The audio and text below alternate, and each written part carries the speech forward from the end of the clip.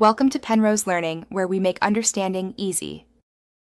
Start by preparing your dataset in Spss for regression analysis and quality control. Ensure you have at least 100 cases and no more than 30 missing values per variable before analysis. Convert categorical predictors into dummy variables and center continuous predictors when appropriate to reduce multicollinearity. Inspect descriptive statistics, means, standard deviations, and histograms for each variable. Save your clean data as a SAV file and document any recoding, transformations, or case exclusions before moving to the Analyze menu. Open Analyze, choose Regression, then Linear to specify your model and options.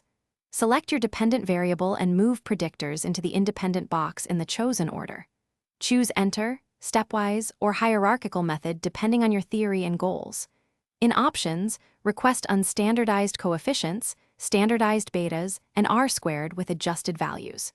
Request residual plots and save predicted values, residuals, and Cook's distance to the dataset for later diagnostics. Run the model and review the coefficients table and model summary immediately. After fitting the model, evaluate assumptions using saved residuals and influence statistics in SPSS. Verify linearity with residual versus predicted plots and inspect normal PP plots for residual normality.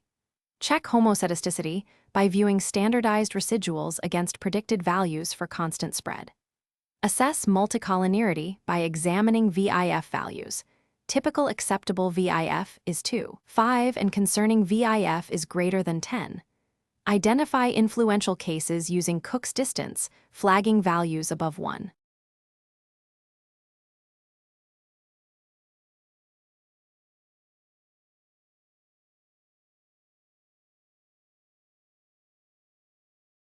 Thanks for watching. If this was helpful, leave a like and consider subscribing. See you next time.